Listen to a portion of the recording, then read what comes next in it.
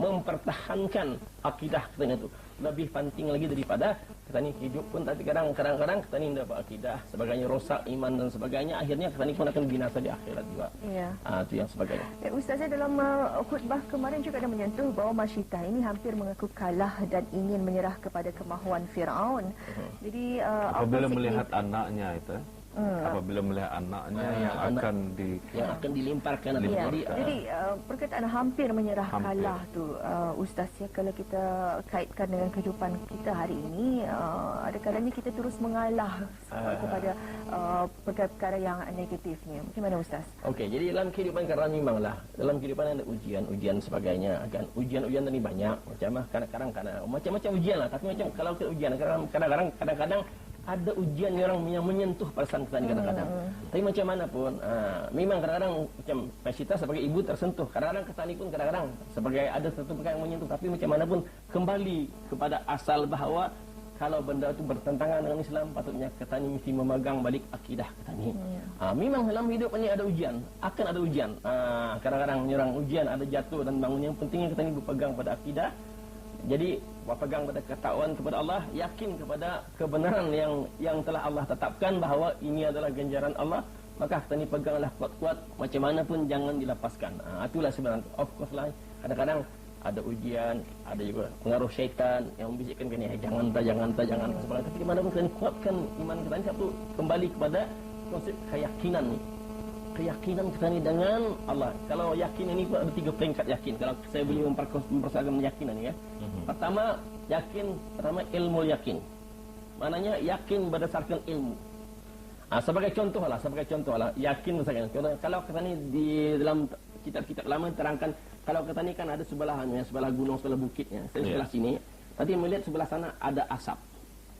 Daripada segi teori ilmu kita ni, kalau asap biasanya ada api. Itu ilmu kita ni. Tapi kalau setengah orang tu ni belum tahu bangkali ada orang fogging ke, ada sebagainya tu, orang bersigup ramai-ramai kali berasap, belum tahu mestinya asap api. Ya, kalau boleh yang naik ni ke bukit, dan tu lihatnya di sana, nampak ya api. Memang sah asap daripada api. Mencari bukti yakin, mana ainul yakin, yang melihat dengan kenyataan matanya. Keyakinan apa yang melihat, mana yakin.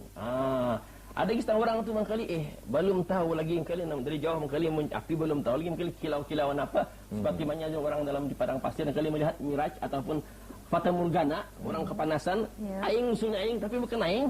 Karena kepanasan. Jadi kalau boleh orang ni lagi datang lagi, maka hampir api itu rasanya panas sah baru api dipanggil hakul yakin, keyakinan yang benar. Jadi itu keyakinan kita ni lah. Tapi macam mana pun asasnya kita kembali kepada ilmu yakin itu. Jadi kalau macam orang macam Masyitah itu, apabila sudah melihat bayi anak tamit itu kanak-kanak itu bercakap menunjukkan semua sudah anak-anak yang pada bercakap, tiba-tiba bercakap, itu sudah keyakinan yang hak untuk lagi daripada Allah Subhanahu Wa Taala. Satulah kita ni perlu menguatkan keyakinan kita ni yakin benarkan kekuasaan Allah ini. Perkara-perkara gaib ini jangan dipersoalkan, yakin dah bahawa kita ni akan ada satu alam lagi, alam gaib yang kita ni nampak. Tapi bagi orang yang siapa yang dibukakan, diberikan rezeki seperti Rasulullah sallallahu alaihi wasallam, bila baginda Isra Mi'raj, baginda melihat perkara-perkara gaib. Malahan orang yang disiksa, malahan kubur, malahan mereka baginda berjumpa dengan roh-roh para nabi bersembahyang dan sebagainya. Kemudian lagi Isra Mi'raj lagi, sehinggalah berjumpa lagi di langit-langit itu. Langit pertama Nabi Yusuf contohnya, langit kedua berjumpa Nabi Isa sebagainya, sehingga langit ke-6 berjumpa Nabi Musa dan Nabi Ibrahim. Terusnya berjumpa dengan Allah sehingga satu peringkat Sidratul Muntaha, Jibril yang menanganinya itu pun anda sanggup punya. Anda boleh aku lepasnya, kalau lepas aku terbakar. Engkau pergilah ya Rasulullah, engkau pergilah menghadap Allah di sana. Jadi ini soal macam mana yang berjumpa para nabi di langit, apa soal persoalan gaib. Sebab itu kalau sekarang ini orang bercerita kita ni dalam segi dunia sekarang, dunia tanpa sempadan, kita merentas sempadan, tapi sebenarnya Isra Mi'raj bukan saja merentas sempadan, tapi merentas alam.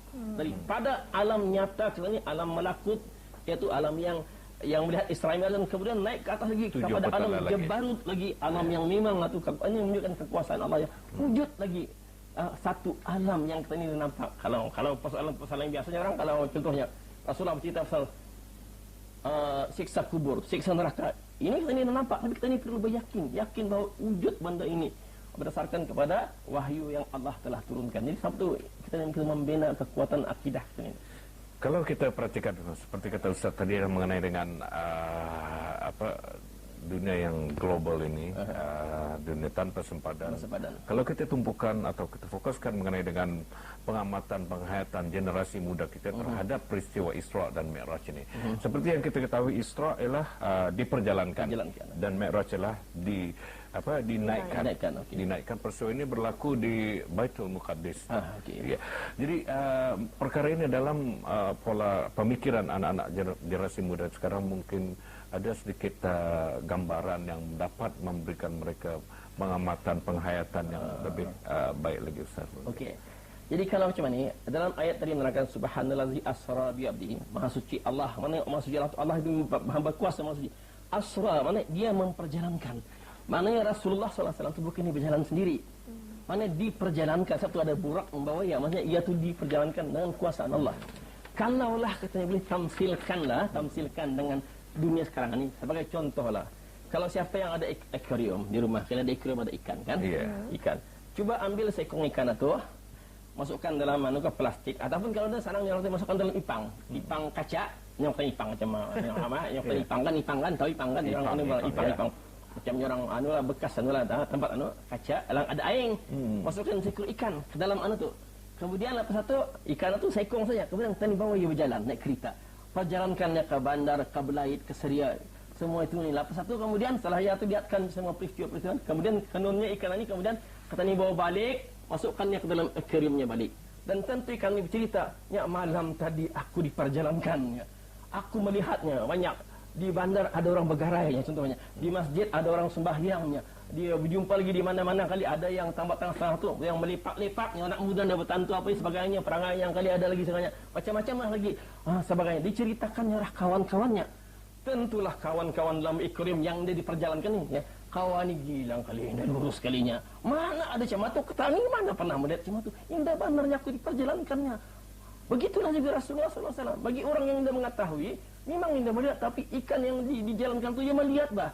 Orang yang akuarium itu seperti katak bawah tempurung, ikan dalam akuarium, indah lurus pemandangannya, indah melihat. Tapi ikan yang tadi bawah tu merentas daripada akuarium ke alam nyata kita ni, sampai ke bandar, sampai ke tutung, sampai ke KB, ke mana sebagainya. Ia melihat yang indah dilihat oleh kawan-kawannya. Jadi logiknya macam itulah Rasulullah ni diperjalankan oleh Allah, satu ada khas. Kenderaan ni burak lagi yang bawa ke dia, malaikat lagi mendangani ke dia sebagainya kan. Jawab tu peristiwa ini sebagainya. Tapi bagi sesiapa yang yakin dan juga mungkin bagi siapa yang direzekikan Allah, mungkin mereka melihat di antara mungkin ada yang disingkap sedikit sebagian alam-alam yang itu mungkin mereka akan dapat melihat. Sebab ada setengah orang yang kali boleh melihat, ada kelebihan yang kali sehingga ia boleh melihat. Contohnya katanya dia percaya pada syaitan, pada jin. Ada yang kali setengah orang banyak melihat jin. Akan apabila disingkap sedikit hijabnya kali boleh melihat sebagainya. Ini alam-alam yang melakut yang kata ni indah dapat memasukinya kecuali dengan kekuatan keimanan dan keyakinan.